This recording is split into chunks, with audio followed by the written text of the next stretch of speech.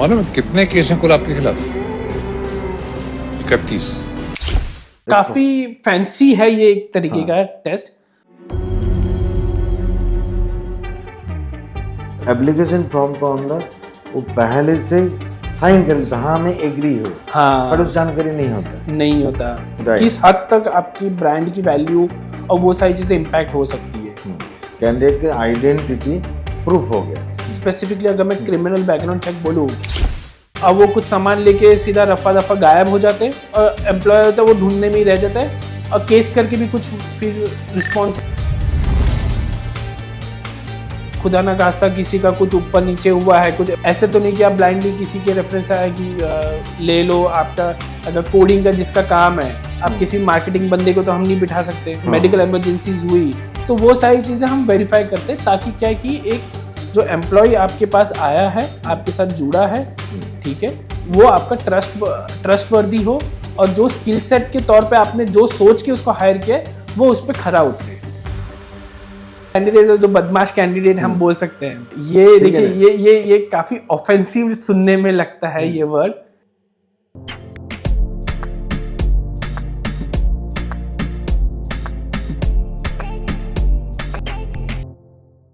How background verification protect your company. Background verification कैसे protect करेगा, with कैसे reputation से बच सकता है, जो आज को हम लोग को टॉपिक है।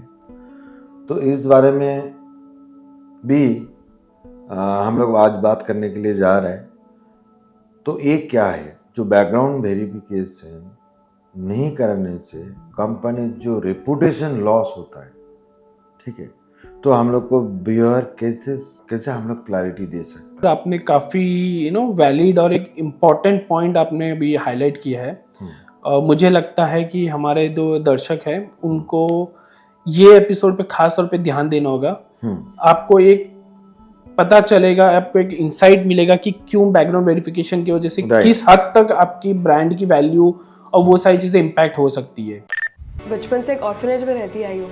इस ऑर्फनेज का नाम बता सकते हैं? हाँ सर, उसने नाम बताया तो था, कोई प्रभु। अगर हम रियल लाइफ में देखें तो बहुत सारे ऐसे इंसिडेंट्स हैं, बहुत सारे केस स्टडीज हमें मिल जाएंगे, हमारे दर्शक को भी काफी सारा एक्सपीरियंस भी होगा पर्सनली। पर मुद्दे की बात यह है कि इसके पीछे की बात क्या, मतलब इसको कैसे हम अवॉइड कर सकते हैं, ये हम कभी नहीं देखते। हम यही बस, हमारा मेंटेलिटी इसी तरीके का होता है, अरे उसने फ्रॉड कर दिया, ये कर दिया, वो कर दिया, पर हम ये नहीं देखते थे कि वो सारी चीजों को हम अवॉइड कैसे कर सकते हैं। एक बिजनेस के अंदर जो एम्प्लॉय है कैसे डिसाइड करे क्या क्या चेक करना चाहिए, हाँ जी, क्या क्या कंपोनेंट चेक करना चाहिए, तो थोड़ा सा इसको बारे में ब्रीफली आपको कुछ व्यूअर के शेयर करना चाहिए।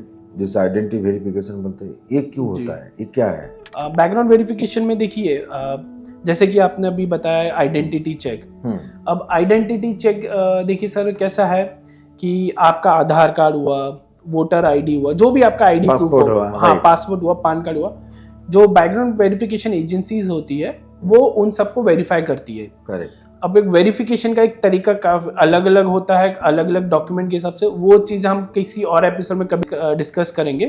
फिलहाल मैं हमारे व्यूवर्स के बस इंफॉर्मेशन के लिए एक बता देता हूँ कि उनका जो भी एम्प्लॉय या किसी भी बंदे का जो आइडेंटिटी होता है वो हम वेरीफाई करते हैं as an background verification agencies, कि वेदर वो सही है, गलत है, फॉर्ज किया हुआ है, क्या है, वो इन्फॉर्मेशन हमें पता चलता है। माना कैंडिडेट का आइडेंटिटी प्रूफ हो गया, हाँ, मान लीजिए एक्स शर्मा है, ओरिजिनली डॉक्यूमेंट देके वैलिड हो गया, हाँ इस कैंडिडेट एक्स शर्मा है, राइट, हाँ जी, हाँ जी, आइडेंटिटी चेक हो गया, हाँ उनका वो वेरीफाई हो जाता है। करेक्ट। ये सकता है आपको वोटर कार्ड हो सकता है, आधार कार्ड हो सकता है, पासपोर्ट भी हो सकता है, हाँ जी, हाँ जी। तो सेकेंड और एक है क्रिमिनल रिकॉर्ड चेक भी सुनता है, जो कराना चाहिए, ये क्या है? स्पेसिफिकली एम्प्लॉई का जो बैकग्राउंड वेरीफाई होता है उसके लिए हमने काफ़ी केस स्टडीज अभी पीछे कुछ डिस्कस किया था, जिसमें क्रिमिनल हिस्ट्री होता है, वो सारी चीज़ें। अब इसमें ऐसा होता है कि कोई भी एम्प्लॉय या किसी भी बंदे का हम अगर बैकग्राउंड वेरीफाई करते हैं, स्पेसिफिकली अगर मैं क्रिमिनल बैकग्राउंड चेक बोलूँ, ठीक है, तो उसमें हम देखते हैं कि उस बंदे के अगेंस्ट कोई केस या फिर वो बंदा किसी केस में इन्वॉल्व है कि नहीं। तो मान लीजिए एक बिजनेस हो ना, वो कितना साल के देखेगा? देख तो लिया। जनरली जो इंडस्ट्री स्टैंडर्ड जो कहता है, ठीक है, वो कहता है कि पिछले 7 साल का हमें क्रिमिनल बैकग्राउंड वेरीफाई कराना चाहिए। ओके। ये जो स्टैंडर्ड जो इंडस्ट्री स्टैंडर्ड कहता है, ओके। जनरली हम इसको पिछले 10 साल का भी कर सकते हैं, ठीक है, 5 साल का भी होता है, क्लाइंट के रिक्वायरमेंट के हाँ, हिसाब आपकी से। रिक्वायरमेंट के हिसाब, पर जनरली एज एन कंप्लायंस अगर मैं मद्देनजर बोलूं तो ये पिछले 7 साल का एज एन स्टैंडर्ड होता है कि पिछले 7 साल का हम रिकॉर्ड चेक करते हैं कि उस कैंडिडेट के अगेंस्ट कोई क्रिमिनल हिस्ट्री है, यानी कोई केस है, या फिर वो किसी केस में नाम है, साथ ही साथ एज एन इन्वॉल्वमेंट है किसी केस में, कोई क्रिमिनल केस में, तो वो सारी चीजें हम वेरीफाई होती है इसमें। Okay okay. तो और भी एक एड्रेस वेरिफिकेशन होता है। हाँ जी। एड्रेस वेरिफिकेशन क्या रोल होता है? तो सर एड्रेस वेरिफिकेशन देखिए, ये आई एम श्योर कैंडिडेट का एड्रेस को डिफाइन करता है। हाँ जी, तो आई एम श्योर कि काफ़ी सारे व्यूअर्स को ये एक्सपीरियंस हुआ होगा कि कैसा होता है कि आपके यहाँ पे एक कोई एजेंट, एक बंदा आएगा वेरिफिकेशन वाला, वो आपके यहाँ पे घर पे आके क्रॉस चेक करता है कि आपके यहाँ पे मतलब आप कब से रह रहे हो, आप टेनेंट हो, आपका ओन हाउस है, ठीक है, वो सारी चीजें, और घर का एक फोटो क्लिक करके एज एन जो आपके एम्प्लॉयर होते हैं उनको देते हैं। इससे क्या प्रूव होता है कि जो हमने एड्रेस, जो एम्प्लॉय ने एड्रेस एम्प्लॉयर को दिया है वो सही है या गलत है। क्योंकि आजकल के ज़माने में हम जैसे कि लैपटॉप और काफ़ी सारे हार्डवेयर हमारे एम्प्लॉय के पास होते हैं, ठीक है, तो वो एम्प्लॉयर को ध्यान रखना होता है कि वो सारी चीज़ें जो है वो सेफ गार्ड में रहे, सेफ रहे, कि वो बंदा ऐसा नहीं हो कि कहीं गलत एड्रेस दिया है और वो रातों रात गायब हो गया, उसका कुछ अता पता नहीं है। तो ये एज एन एविडेंस भी प्रूफ होता है कि बंदा एक्चुअली जो एड्रेस दिया वो सही है या गलत है। मतलब जो एड्रेस प्रूफ आइडेंटिटी चेक किया था, जो मेंशन था, वो मैच हो रहा है कि ना नहीं हो रहा है। तो और भी क्वेश्चन है जो आईटी व बहुत सारा कंपनी के रिक्वायरमेंट जो है, present address, permanent address, previous address, next previous address, 2, 3, 4 जो चेक कराता है, तो उसको रीजन क्या है? मतलब उसकी ट्रैकिंग होता है, एक्चुअल कैंडिडेट क्या क्या बिहेवियर है, कौन सा रीजन में इतना चेक होता है? देखिए, इसमें ऐसा होता है कि आजकल के ज़माने में आप जानते हैं कि एम्प्लॉई होते हैं कि वो अपना स्टेट, घर छोड़ के दूसरे स्टेट या दूसरे सिटी में काम कर रहे हैं। ओके, ठीक है। अब वो मान लीजिए कोई एम्प्लॉई मुंबई में काम कर रहा है, वो रहने वाला है यूपी का या एमपी का, तो जो एम्प्लॉयर होता है उन्हें देखना होता है कि जो उनका जो परमानेंट एड्रेस है जहाँ से वो आया है वो जेन्युइन है, राइट, कि कोई गलत है कि वहाँ पे रहता नहीं होता। क्योंकि काफ़ी सारे एम्प्लॉय स्पेसिफिकली कुछ इंडस्ट्री की मैं बात कर रहा हूँ, ब्लू कॉलर हुआ एक, तो उसमें काफ़ी सारे इंसिडेंट्स ऐसे आए हैं कि जहाँ पे जो एम्प्लॉय उनका जो परमानेंट गांव का एड्रेस होता है वहाँ पे कुछ रहता ही नहीं है, जो एड्रेस ही गलत होता है। राइट। अब वो कुछ सामान लेके सीधा रफा दफा गायब हो जाते हैं और एम्प्लॉय होता है वो ढूंढने में ही रह जाता है, और केस करके भी कुछ फिर रिस्पॉन्स नहीं आता वो सही चीज। पॉजिटिव साइड में कैंडिडेट को कुछ प्रॉब्लम हुआ ऑफिस के अंदर, हाँ जी, जो गार्डियन की इंफॉर्मेशन देना, ये भी एक पॉजिटिव साइड भी है। ये सर बहुत अच्छा पॉइंट आपने उभारा है। जबकि बैकग्राउंड वेरिफिकेशन के इसमें अगर कोई भी आप कहीं भी काफी सारे आपको आर्टिकल्स मिलेंगे, पर सब जगह हम नेगेटिव ही दिखाता है, हाईलाइट होता है। बट ये काफी अच्छा पॉइंट आपने हाईलाइट किया है कि ये भी होता है कि जो अलग कहीं दूर रह रहे हैं, कुछ खुदा ना खास्ता किसी का कुछ ऊपर नीचे हुआ है, कुछ मेडिकल इमरजेंसीज हुई, तो हम एक्चुअली उनके जो पेरेंट्स है यार उनसे कनेक्ट कर सकते हैं, किसी न किसी तरीके से कनेक्ट कर सकते हैं, और सारी इंफॉर्मेशन जो भी एटलीस्ट एक कम्युनिकेशन हो जाएगा, वो भी एक वैलिडेट हो जाता है। सेकंड, आपको ये बात के साथ साथ रेफरेंस चेक की करना चाहिए, जो आप अभी बताया, जो कैंडिडेट का गार्जियन के नंबर और भी नेबर का नंबर, 2-3 नंबर जैसे HR के अंदर होता है, जी, वो भी वैलिड करना जरूरी है एड्रेस के साथ साथ। एम्प्लॉयमेंट चेक, मतलब मैं एम्प्लॉय आपको पास में ज्वाइन किया, तो मेरा प्रीवियस हिस्ट्री मैंने क्यों आप चेक करते हैं, मैंने क्या यहाँ पे बेनिफिट होता है? जी, तो देखिए मनीष जी, इसमें ऐसा है कि देखिए कोई भी एम्प्लॉय को आप हायर कर रहे हो, ठीक है, आप उनका स्किल सेट, उनका पास हिस्ट्री जो रेज्यूमे में होता है वो सब देख के ही आप हायर करोगे, करेक्ट?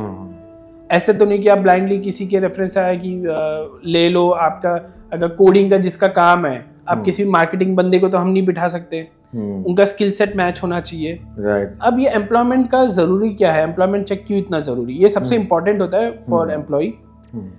इसमें ऐसा है कि कोई भी हमें रेज्यूमे में कुछ भी डिटेल्स दिया है, स्किल सेट है, वो वहाँ पे कितने समय से काम कर रहा है, उसकी सैलरी क्या थी, ठीक है, वहां से वो क्या नोटिस पीरियड सर्व करके आया, जो लीगली जैसा वहां से एग्जिट होना चाहिए उस तरीके से हुआ है नहीं हुआ है, वो सारी चीजें हम एम्प्लॉयमेंट वेरिफिकेशन में वेरीफाई करते हैं पास्ट एम्प्लॉयर से कि वो कितने समय से वहां पे था और उसकी सैलरी क्या थी, वो फिर उसके अलावा फिर उनका जो स्किल सेट है या फिर उनका कुछ फीडबैक है वो पास्ट एम्प्लॉयर से मिलता है।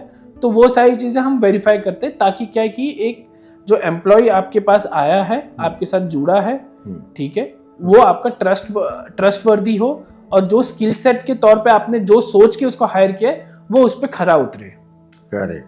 मतलब जो सीवी के अंदर जो मेंशन किया जी, जो यहाँ पे मेरा इतना सैलरी था, अच्छा सैलरी मेंशन कर दिया, प्रीवियस कंपनी का है जो सही बोला, सीवी से अंदर जो मेंशन है वो सही है कि गलत है, कंपनी वो एक चेक कर लेता। हाँ जी, हाँ वहाँ पे पता चलता कैंडिडेट का बिहेवियर पैटर्न, बात जेन्युइनिटी इतना साल किया भाई इतना सैलरी था, तो इसलिए सर बैंक स्टेटमेंट चेक भी होता है, उसको बैंक स्टेटमेंट चेक।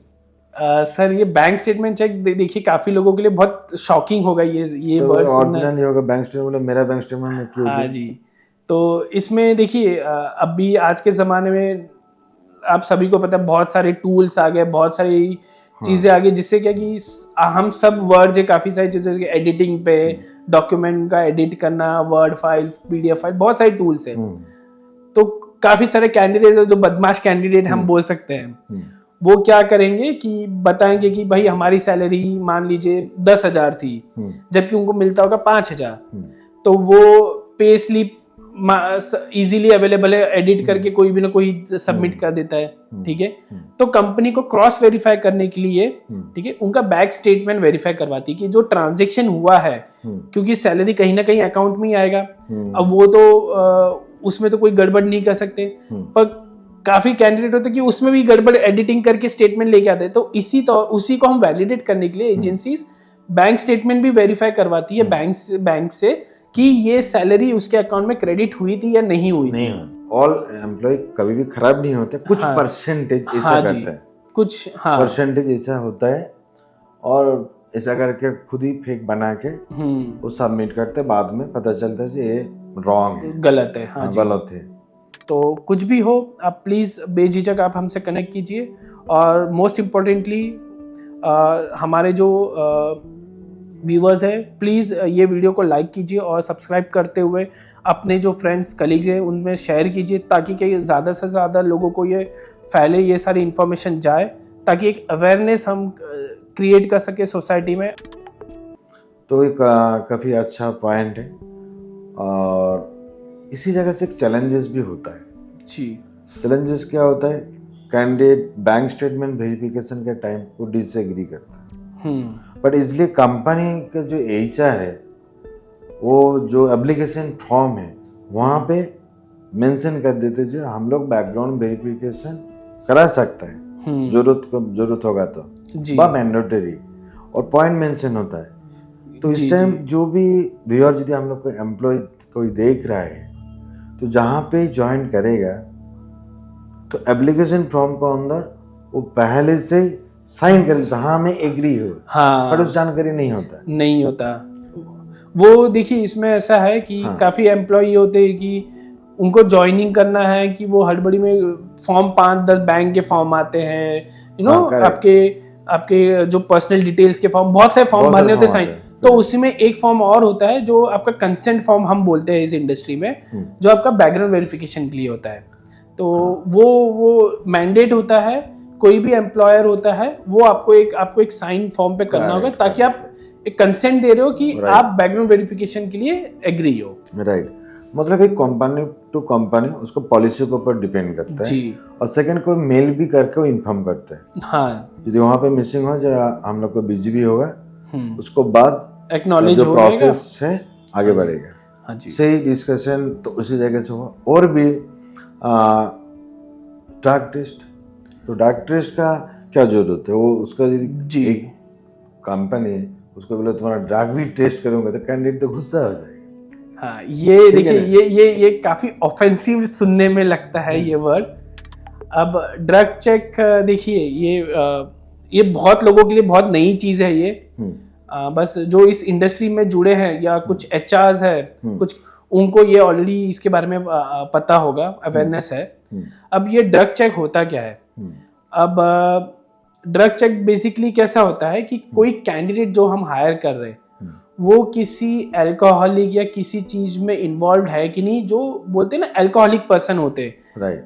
अल्कोहलिक का मतलब ये नहीं कि जो शराब पी रहे या दारू पी रहे वो जो उस तरीके का नहीं होता है। इसमें ऐसा होता है कि कुछ जो टॉक्सिक सब्सटेंसेस होते हैं, इलीगल सब्सटेंसेस, ड्रग का सेवन, कोकेन और ये सब चीजों का जिनको आदि ये सब चीजों से बहुत हैबिचुअल होते हैं, ठीक है, उनके ब्लड और यूरिन में कहीं ना कहीं उसके ट्रेसेस मिलते हैं। और वो कुछ बहुत स्पेसिफिक इंपॉर्टेंट प्रोजेक्ट्स होते हैं जिनमें ये सारी चीजों से प्रक्रिया से सारे एम्प्लॉय को गुजरना होता है, जिसमें ड्रग चेक हम कहते हैं, जिसमें हम टेस्ट करते हैं कि वो किसी ये ना कोकेन हुआ ड्रग या इस तरह के टॉक्सिक चीजों से इन्वॉल्वमेंट है कि नहीं उनका। हाँ, यहाँ पे कंपनी का बहुत रेपुटेशन भी जाएगा यदि वर्क कल्चर के अंदर। हाँ, और उनका प्रोडक्टिविटी हैम्पर होता है। हैम्पर होगा। हाँ हो जी। सकता है वो ड्रग पकड़ करके मतलब पकड़ में लेके आया डर मेरा एक दिन। हाँ, ये भी तो वो हो भी। सकता है। हाँ, तो तो बहुत सारी रीजन हो सकता अगर है। हम देखा जाए तो बहुत सारी अनगिनत चीजें हम निकाल सकते हैं। हाँ। बट ये है कि ये ड्रग चेक जो है ये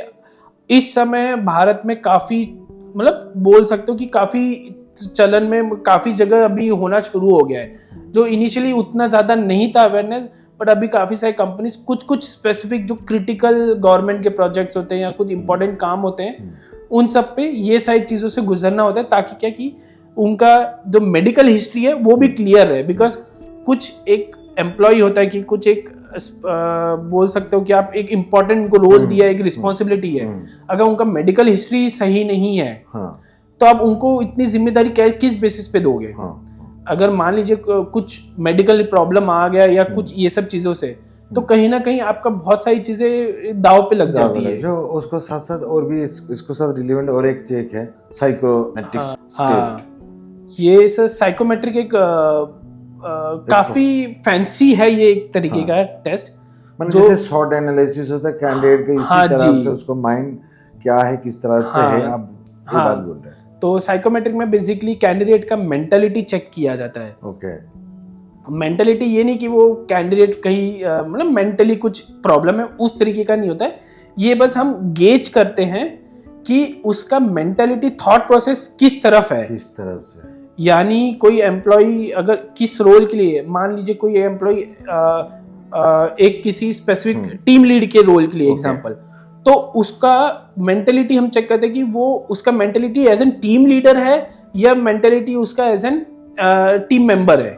हाँ, तो मतलब short analysis one type of, और ये डॉक्टर, हाँ, जो एक सर्टिफाइड जो साइकेट्रिस्ट होती है वही ये कर सकते हैं, क्योंकि और किसी के पास एलिजिबल अथॉरिटी नहीं होती कि इस तरीके से प्रक्रिया से लेके जा सके।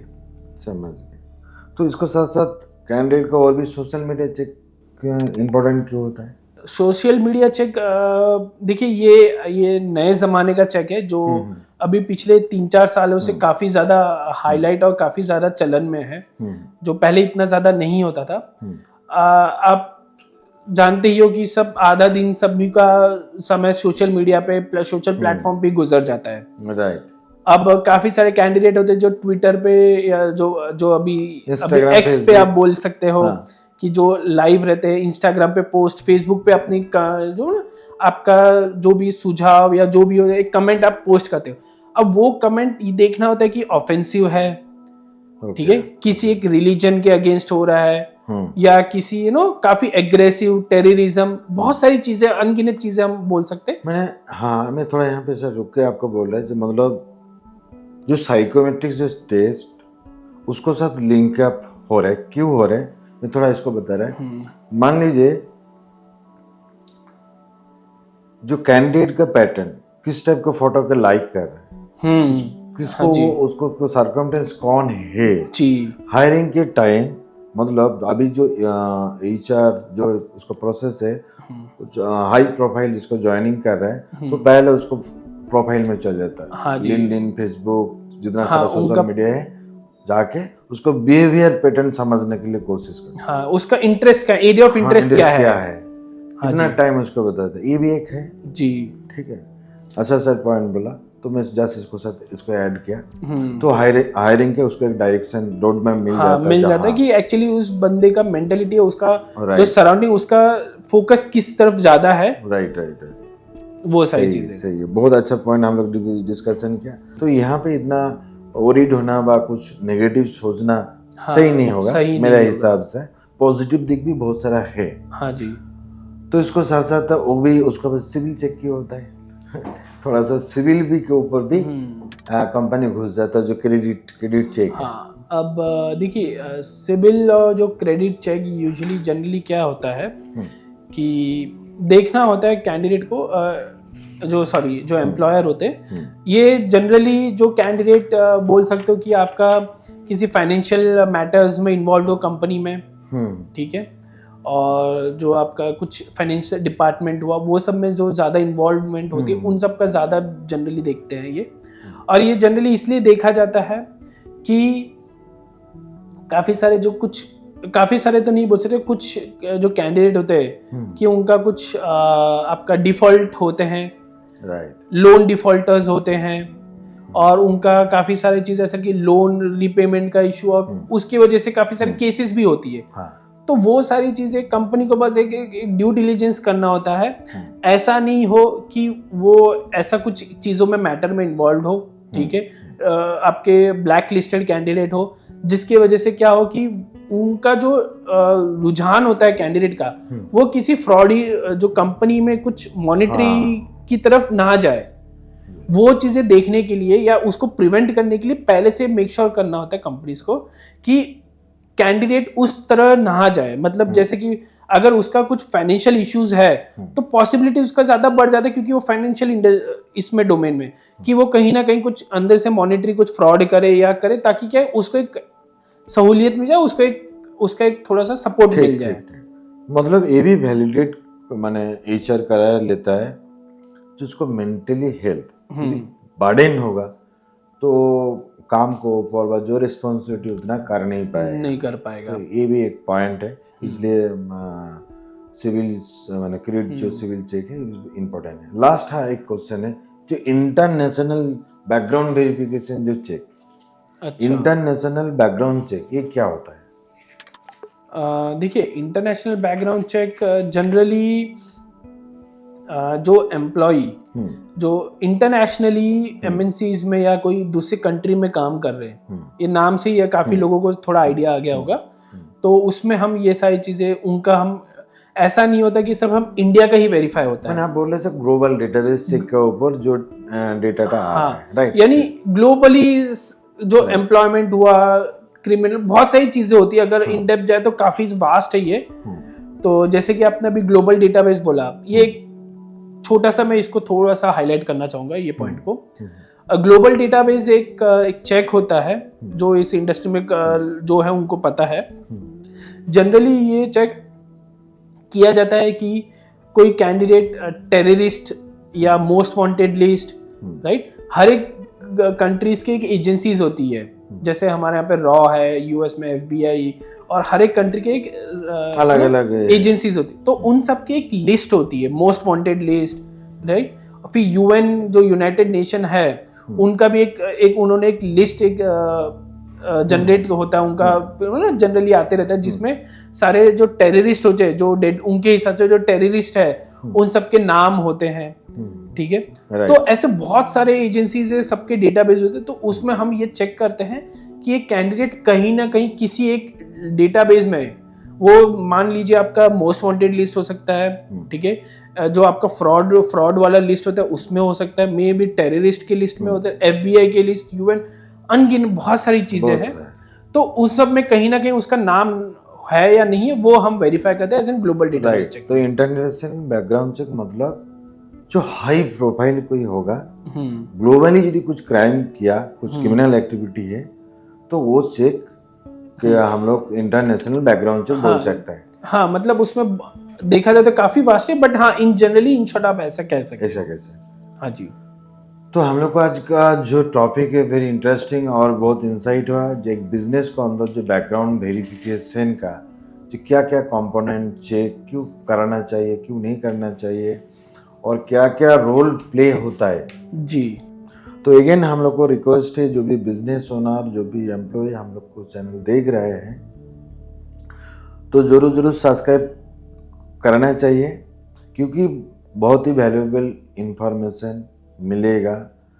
क्योंकि हम लोग इसको एक जो मोटिव, जो एक हम लोग ऑब्जेक्टिव लिया, जो बैकग्राउंड वेरिफिकेशन कराना कितना इम्पोर्टेंट है, ज़रूरत है, इनसाइट क्या क्या है, क्या करंट ट्रेंडिंग चल रहा है, क्या चेंजेस हो जा रहा है, तो हम लोग डे टू डे बेसिस व मंथली बेसिस जो भी अपडेट आएगा तो हम लोग अपडेट दे सकते हैं हम लोग को चैनल के थ्रू।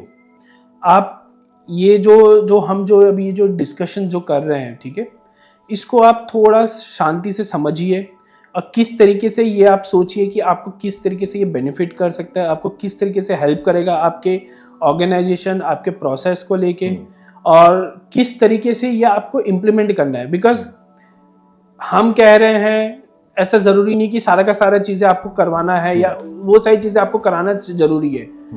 कि ऐसा होता है कि आपका जो इंडस्ट्री, आपका जो डोमेन है, आपको उसको मद्देनजर रखते हुए आपको क्या क्या चीज़ें वेरीफाई करवाना चाहिए कैंडिडेट का, ठीक है, वो आप अकॉर्डिंगली आप डिसाइड कर सकते हो, ठीक है, और कैसे आपको इसको इम्प्लीमेंट करना है वो आप अकॉर्डिंगली आप उस हिसाब से। यहाँ पे सर एक चीज़ आपको बातों से एक क्वेश्चन आ गया मेरा माइंड में।